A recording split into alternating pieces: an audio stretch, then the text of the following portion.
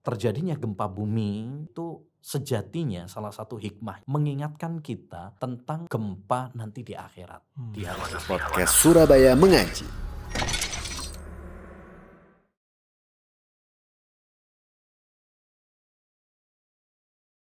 Bismillah, Assalamualaikum warahmatullahi wabarakatuh. Alhamdulillah, wassalatu wassalamu ala rasulillah. Pemirsa sekalian, selamat datang kembali di podcast Surabaya Mengaji. Masya Allah, serial podcast Surabaya Mengaji senantiasa membawakan tema-tema menarik seputar topik-topik yang sedang hangat yang akan insya Allah kita bahas melalui syariat Islam. Di episode kali ini spesial bersama guru kita yaitu Ustadz Abu Ubaidah As-Sidawi. Assalamualaikum Ustadz. Waalaikumsalam warahmatullahi wabarakatuh. Sehat Ustadz ya? Alhamdulillah. Masya Allah, sudah lama Ustadz nggak podcast dengan antum ini Ustadz. Iya ini.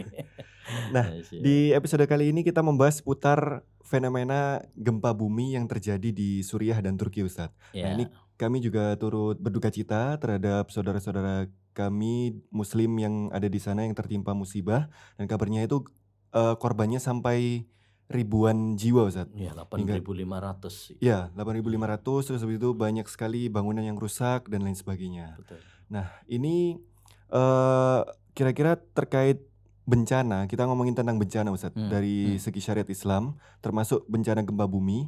Ini apakah sebuah peringatan dari Allah atau pertanda apakah ini Ustadz? Ya. Bismillahirrahmanirrahim. Alhamdulillah wassalatu wassalamu ala rasulillah wala hawla wala quwata illa billah amma ba'du. Ya.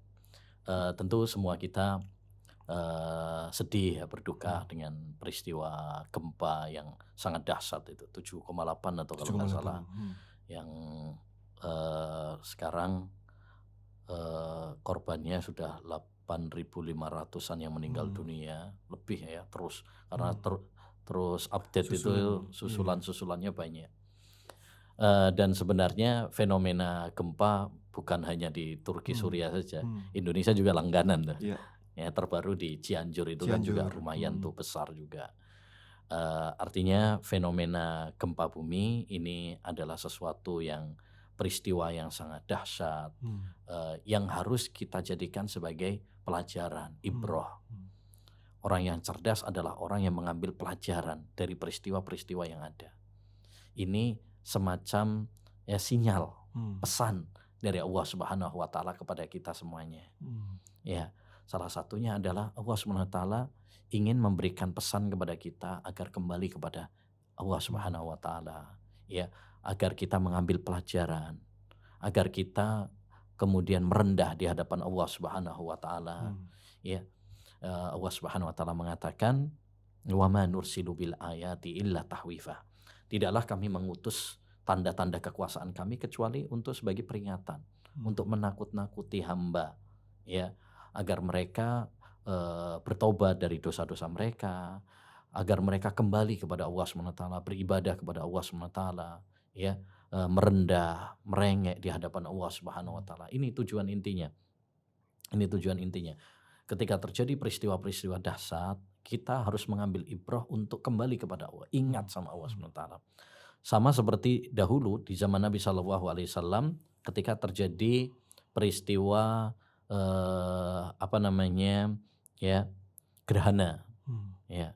Kalau gempa itu zaman Nabi belum ada, Mas. Tapi gerhana ya itu juga salah satu peristiwa yang sangat besar. Pernah terjadi sekali di zaman Nabi SAW gerhana matahari ya saat meninggalnya anak beliau yaitu Ibrahim. Maka Nabi SAW menyampaikan, Inna syamsa wal qamar ayatani min ayatillah. Matahari dan rembulan itu adalah tanda di antara tanda-tanda kekuasaan Allah. La yang kasifani limauti ahadin wala lihayati. Gerhana itu tidak terjadi karena hidup atau matinya seseorang. Wa innama yukhawwifu wa hubihima ibadah. Tetapi itu adalah pesan yang Allah kirimkan untuk memberikan peringatan kepada para hambanya.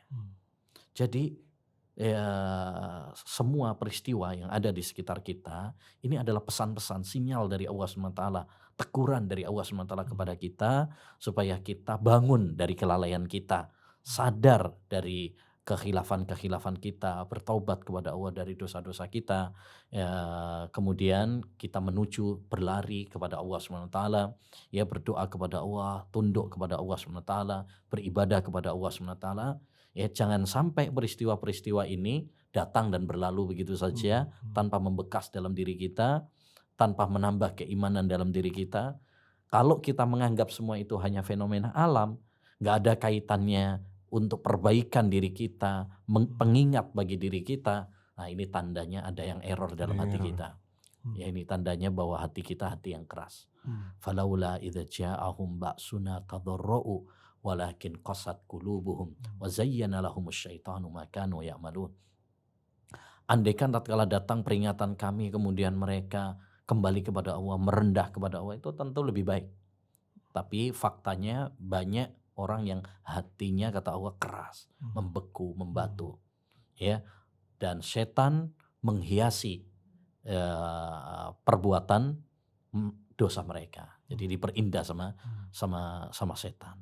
Ya. Jadi intinya peristiwa ini harus kita jadikan sebagai ibrah, pelajaran. Ya, bukan hanya gempa di Turki dan Suriah saja. Indonesia juga langganan gempa. Ini peringatan bagi kita semuanya agar kita kembali kepada Allah Subhanahu wa taala gitu.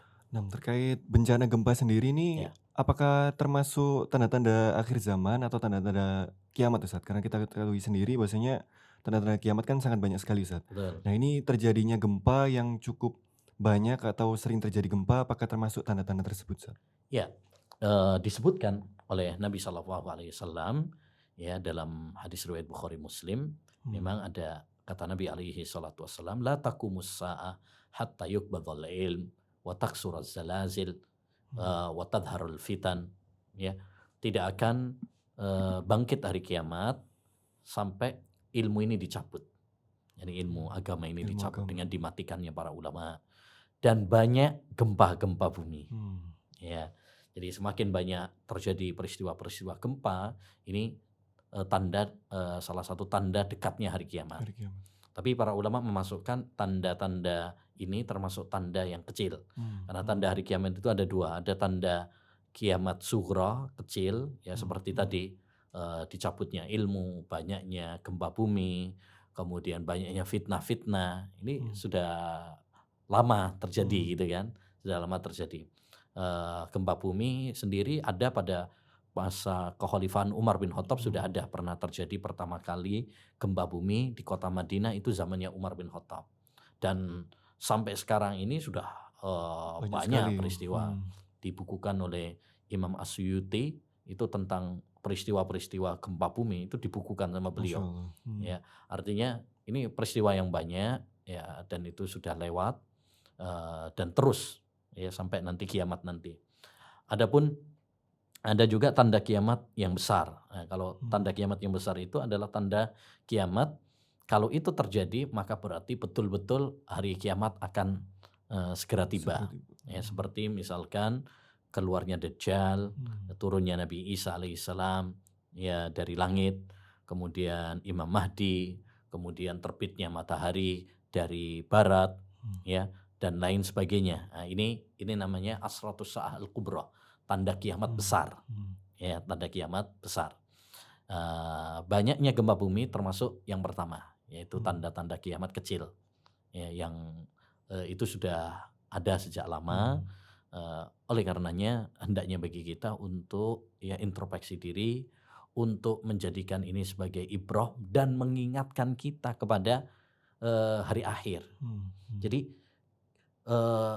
terjadinya gempa bumi ya, itu sejatinya salah satu hikmahnya, pelajarannya mengingatkan kita tentang gempa nanti di akhirat, di hari kiamat.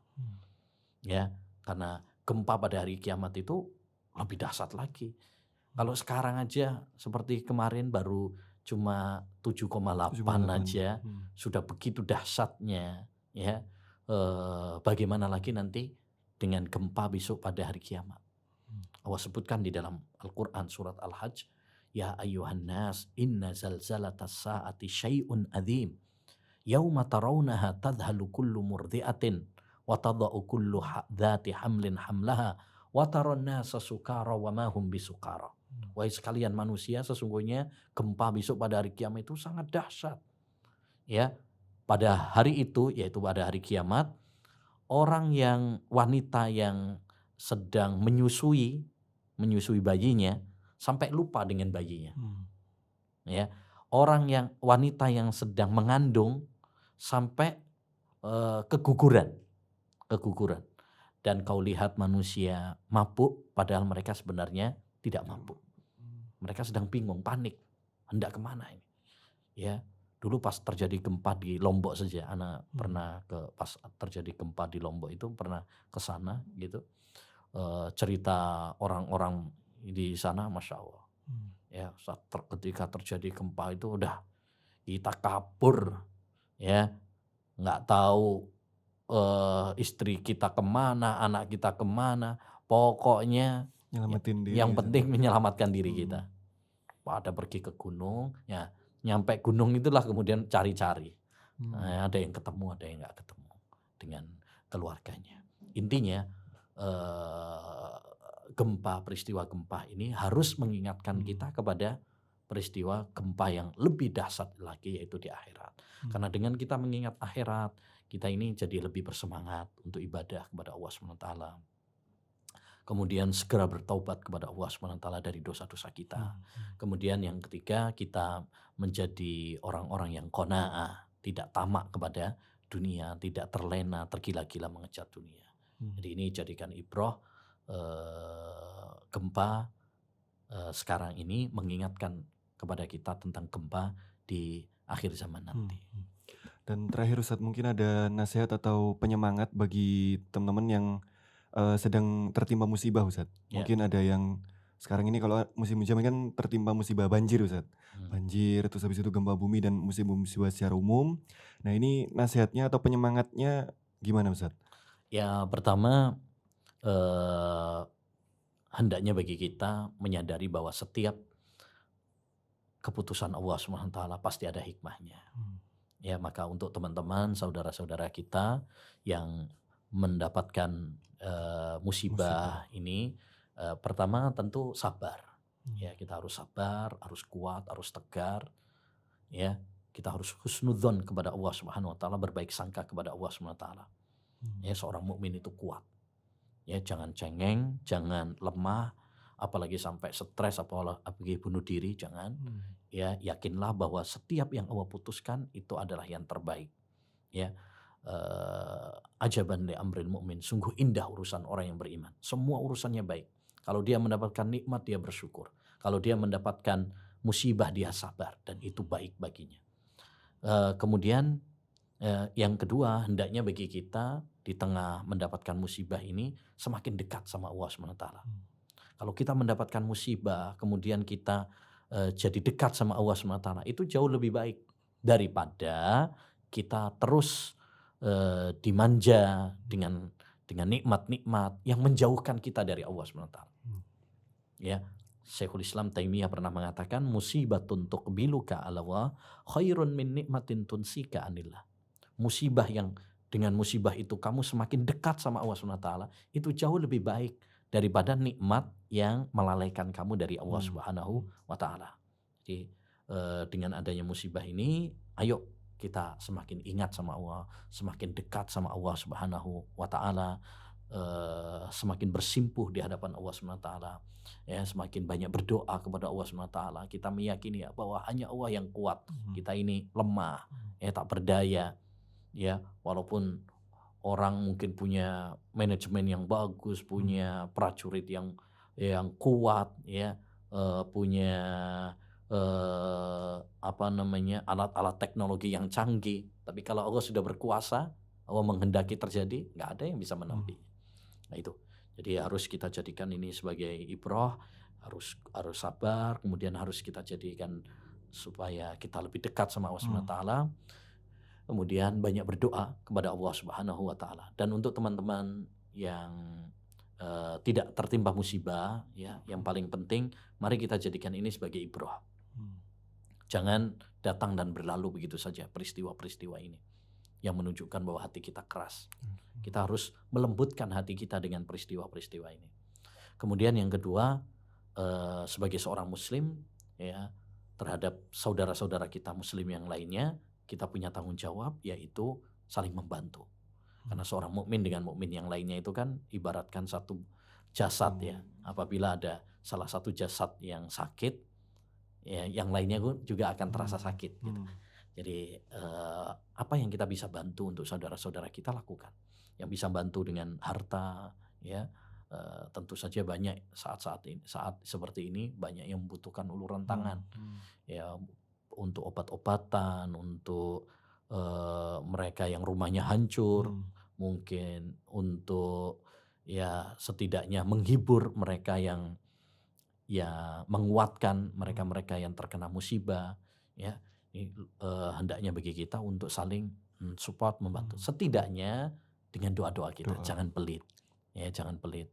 Ya, apalagi sampai naudzubillah min dzalik nih, kalau ada yang terkena musibah terus kita malah syukurin, ya, kapokmu, syukurin, nah, misalkan, ya, itu nggak boleh. Nggak boleh. Sebagai seorang muslim kita harus punya empati ya terhadap saudara kita, ya, dan mendoakan yang baik dan membantu apa yang kita bisa bantu. Khairun nas anfa'uhum linnas, baik-baik manusia adalah yang memberi manfaat kepada saudaranya, begitu. Insyaallah. Jazakallah khair Ustaz atas Ya, pemaparannya. Taib, demikian pemirsa sekalian, Masya Allah, sekali lagi kami turut berduka cita dan turut bersedih atas kejadian musibah yang menimpa saudara kita di Turki dan Suriah. Ada musibah gempa dan juga kami turut bersedih kepada para pemirsa sekalian yang mungkin saat ini tertimpa bencana di kota-kota di Indonesia. Tetap semangat, semoga tadi yang disampaikan oleh Ustaz bisa menjadi penyemangat bagi kita semua. Demikian, sampai bertemu di episode podcast berikutnya. Kita tutup dengan doa kafaratul majelis. Subhanakallahumma wa bihamdika asyhadu an la ilaha illa anta astaghfiruka wa atubu ilaik. Wassalamualaikum warahmatullahi wabarakatuh.